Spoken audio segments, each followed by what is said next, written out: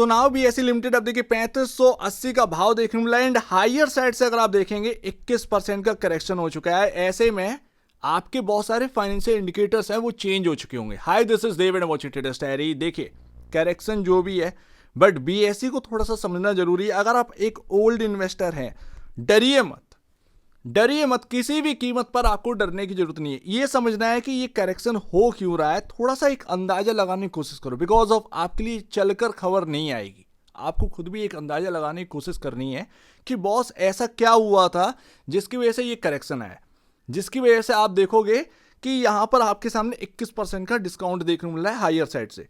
क्या ये एक अपॉर्चुनिटी है? बीएसई में हर वक्त एक अपॉर्चुनिटी है, ये ध्यान रखिएगा। बिकॉज ऑफ आप देखोगे आपको एक अपॉर्चुनिटी की हर वक्त नीड है। चलते हुए स्टॉक के अंदर ना आप चले जाओगे, आपको कोई मतलब नहीं है।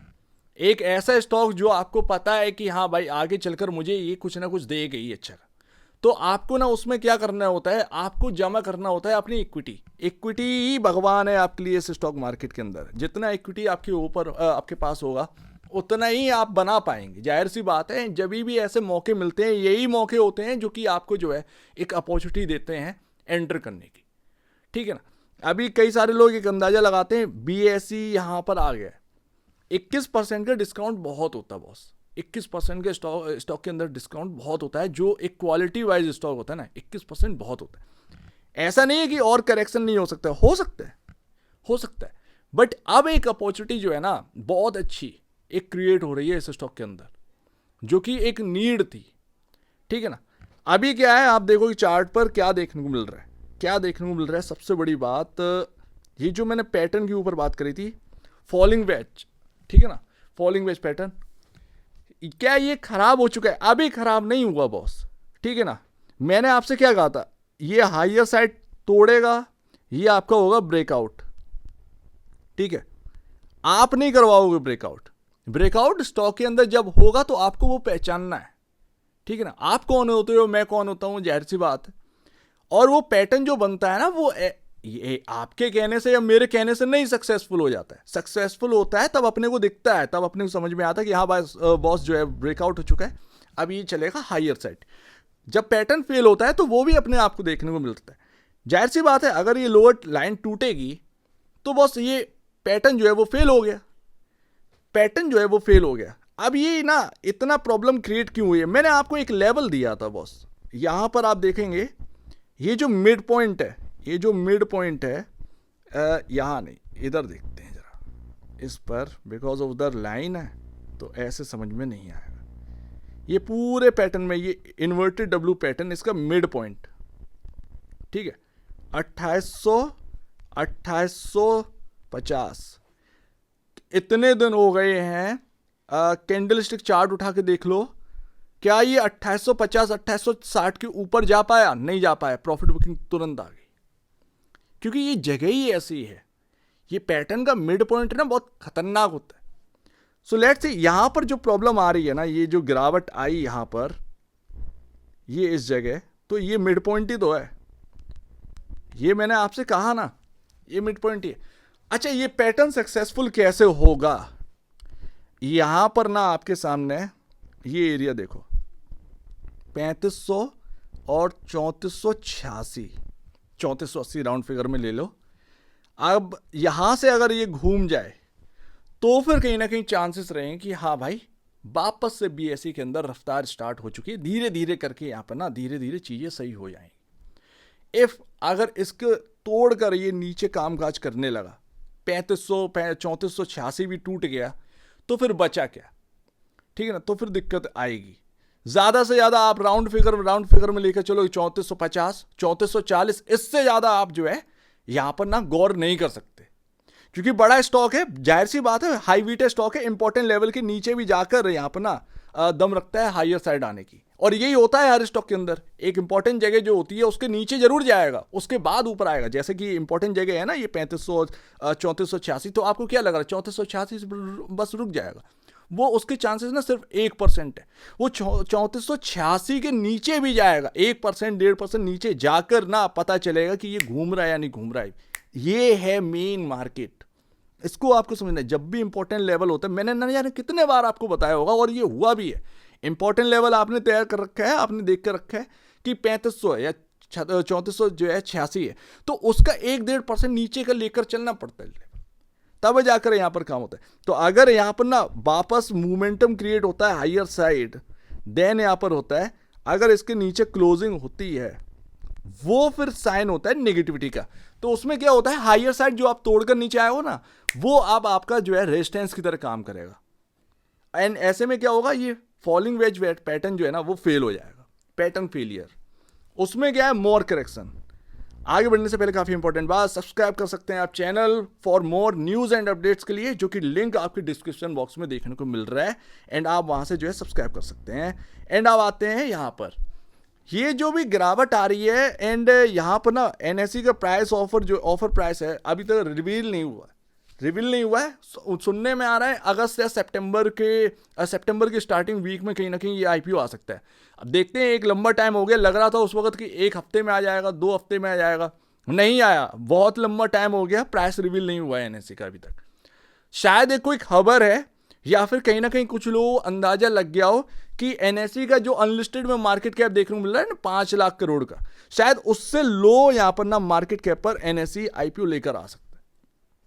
हो सकता है वो एनएससी ने अपनी वैल्यूएशन जो है वो 4.5 लाख करोड़ या 4 लाख करोड़ के आसपास तय कर रखी हो, या अगर उससे भी नीचे आई तो वो एक हमारे लिए संकट है, जाहिर सी बात है, वो हर एक के लिए संकट है। जो भी स्टॉक इतना चला है वो दिक्कतें रहेगा, और बीएसई मेन फैक्टर है उसका। तो यही मैं आपको बता रहा हूं कि शायद हो सकता है किसी को खबर हो या कुछ भी हो, ए टू जेड, या एक ना अंदाजा लगाया हो या फनक लग गई हो, कुछ भी ए टू जेड कुछ भी, अगर ऐसा सच में ऐसा होगा ना, तो शायद उसकी वजह से करेक्शन आया हो। कभी कभार होता ही है, लोग ना, आप जो रिटेल है आपके पास वो खबर नहीं पहुंचती है, लेकिन जो बड़े लोग हैं ना वो, उनको ना सब समझ में आ जाता है बॉस कि क्या होने क्या वाला है, ठीक है ना। तो हो सकता है उसकी वजह से सेल ऑफ देखने को मिल रहा हो, क्योंकि अगर आप 5 लाख करोड़ की वजह से, 5 लाख करोड़ के जो अनलिस्टेड मार्केट कैप देखने को मिल रहा है, उस वजह से ही बीएसई की आंकी गई है वैल्यूएशन, हर एक ने आंक रखी है, उस वजह से एक तेजी भी आई, और खुद के फैक्टर भी थे, नंबर्स बहुत अच्छे थे, डिसेंट नंबर थे, तो दोनों काम कर गए। तो वही चीज मैं बता रहा हूं ना, अगर उससे बहुत लो पर लेकर आएंगे, क्योंकि कुछ जगह तो छोड़नी पड़ेगी ना रिटेल को खाने के लिए, क्या कमाएगा रिटेल उस आईपीओ से, तो ये चीज ना अपने को समझ में आ रही है। अब अगर वो कुछ ऐसा कुछ उनको सेंस होगा, तो कहीं ना कहीं सेल ऑफ उसकी वजह से कहीं ना कहीं आया होगा, ये एक अंदाजा लगाने की कोशिश करिए, सो दैट देखते हैं जब ये रिवील होगा ना, तब अपने को पता चलेगा कि एक्चुअल बेसिस पर। लेकिन अपने को एक हिंट है कि ये जो बीएसई के अंदर जो गिरावट आ रही है, वो शायद एनएससी की वैल्यूएशन अनलिस्टेड मार्केट से अलग हो, तो ये एक थोड़ा सा ध्यान में रखना, जब भी एक आएगी ना न्यूज़ तब देखते हैं। बट मैं आपसे बताता हूँ ना, बीएसई के अगर आप निवेशक हैं ना, अभी अगर आपको लॉस देखने को मिल रहा है, आप ट्रैप नहीं है, कभी भी बीएसई ने आपको ट्रैप नहीं किया है, ये ध्यान रखिएगा, कभी भी नहीं। एक वक्त बीएसई चलता बहुत तेज है और उसके बाद गिरता भी है, ठीक है ना, लेकिन आप देखो गिरते वक्त अगर आप बेच कर निकल जाते हो ना, वही आपके पास सबसे बड़ा दिक्कत रहती है, क्योंकि बीएसई हमेशा अपने हाई को क्रॉस करता हुआ है, टाइम लिया है लेकिन क्रॉस कर दिया, और उसके बाद रिटर्न भी बना कर दिया। अब देखना खुद के जो है ना नंबर जो है वो लगातार इंक्रीज होते चले जा रहे हैं। क्या ही दिक्कत है, ग्रोथ अच्छी है, आप इतने हैवी वैल्यूएशन पर नहीं हो। आज की डेट में जो वैल्यूएशन है वो क्या है बीएसई की, 1,47,000 करोड़, ये कोई मार्केट कैप है। बीएसई 1 लाख करोड़ के 1,10,000 करोड़ के आसपास काम करता था, उससे ऊपर अगर आप देखेंगे कितना ही वैल्यूएशन इंक्रीज है, कि आप 2-2.5 लाख करोड़ के आसपास के मार्केट कैप पर हो, नहीं है ना, तो ऐसा नहीं है। तो Q1 के नंबर्स भी आ रहे हैं, 4 अगस्त को नंबर है, देखा जाएगा बॉस क्या नंबर्स आ रहे हैं क्या नहीं है, उसमें बहुत सारी चीज़ें डिपेंड करती हैं।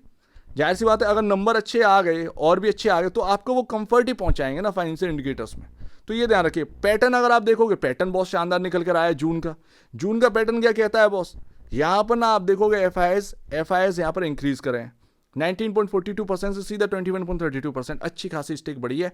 एंड यहाँ पर डीआईएस जो है वो कम हुए, डीआईएस